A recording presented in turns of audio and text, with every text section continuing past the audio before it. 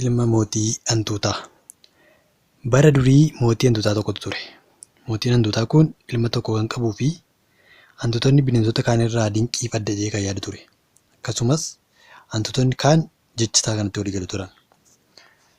Akkasumallee ofisaatii mootii baay'ee dinqii addunyaa kanaa akka ta'ee fi ilmi isaas ilma baay'ee ajaa'ibsiisaa fi dinqiidha jedhee yaada ture. Hantuutonni warri kaanis kanatti walii galu turan. Gaaf tokko ilmi isaa fuudhaaf waan ga'eef hoosisuun qaba jedhee yaade. Hantuutota keessaas jaarsolii waamee haadha manaa barbaaduu qabna jedhe. Garuu eessaa argannaa? Bineensi warri kaanoo akka keenya adda miti jedhan. Garuu jedhe mootiin hantuutaa, ilmi koo dubartii adda taate fuudhuu qaba jedhe. Eessaammoo barbaaduu dandeenyaa jedhan. Kana gidduutti jaarsoliin taa'anii yaadanii jaarsolii keessaa tokko ka'ee kan nu caalu tokko jira jedhe. Kana booda aariidhaan mootiin hantuutaa eenyunni jedhee gaafate. Jaarsoliin uumaa keenya jedhee deebiseef. Ati sirriidha jedhe mootiin hantuutaa. Uumaan keenya nu caala waan ta'eef intala isaa ilma keenyaaf jedhaa kadhadhaa jedhe. Itti fufees jaarsoliin hantuutaa uumaa isaanii ilaaluuf gara samiitti ol ba'an. Gooftaa keenyaa, ilmi mootii keenyaa bineensota addunyaa kanarra jiran keessaa isa ajaa'ibsiisaadha. Nuti niitii barbaadaafii jirra. Intala kee nu kennitaa jiran. Uumaanis akka seekuu ta'ee dhugaadha. Ilmi mootii bineensa baay'ee ajaa'ibsiisaadha. Intala koo baay'ee gaariidha, garuu kan ishee caalu fuudhuu qaba jedhe. Jaarsoliin hantuutaas uumaa maaltu caalaa jedhanii gaafatan.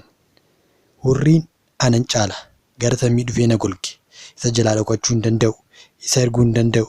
Ilma keessaniif intala hurrii gaafadhaa jedhe uumaan. Kana booda jaarsoliin gara mootii isaaniitti deebi'an. Uumaan yeroo hundumaa sirriidha. Hurriin isa ni caala. Deemaatii mucaa koof hurrii gaafadhaa jedhe mootiin hantuutaa. Jaarsoliinis hurrii gaafachuu deeman. Gooftaa koo, ilmi mootii keenyaa bineensa baay'ee cimaa addunyaa kanaati. Intala keessan fuudhuu barbaada jedhan. Waa'ee isaanitti himaa jedhe hurriinis. Qaxaleedha jedhan jaarsoliin. Akkasumas bareedaa fi kana booda gidduutti hurriin ni ga'a. Intala koof gaariidha, garuu intala kan anaa caalu fuudhuu qaba jedhe. Hurrii kan caalu eenyu jedhanii gaafatan jaarsoliinis. Bubbeen ana ni caala. Naafuufa. Bubbee jalaa dhaabachuu hin dandeenye. Intala isaa gaafadhaafi jedhe hurriin. Jaarsoliinis gara mootii hantuutaatti deebi'an. Mootiin hantuutaas hurriin sirriidha. Bubbeen isa ni caala. Deemaatii intala isaa naa gaafadhaa jedhe. Jaarsoliinis bubbee argachuuf deemani. Bubbee guddaa nuti mootii hantuutaa bira dhumne. Inni mootii guddaa addunyaa keenyaati. Intala keessan ilma isaatti akka heerumsiiftan barbaada jedhan jaarsoliin. Sirrii manni mootii guddaa addunyaa keenyaati. Kun anaaf waan gaariidha, garuu mootii keessan kan anarra caalu barbaadachuu qaba jedhe bubbeen. Bubbeerra eenyutu caalaa jedhan jaarsoliin. Gaarri anarra ni caala. Nan dhiiba. Nan afuufas garuu sochoosuu hin dandeenye. Deemaatii gaafadhaafi intala isaa jedhe bubbeen.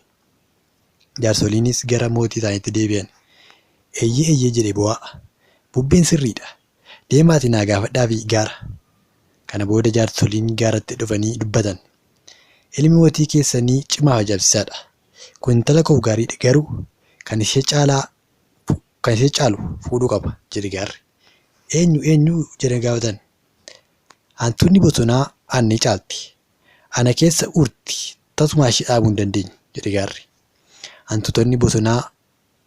Kana booda mootiin hantuutaas hantuutni bosonaa durbii kooti. Intalli kee ilma koof haadha manaa gaarii taati jedhe. Kanaafuu ilmi mootii hantuutaa intala hantuuta bosonaa fuudhee gammachuun waggaa baay'ee waliin jiraachaa jiru jedhama.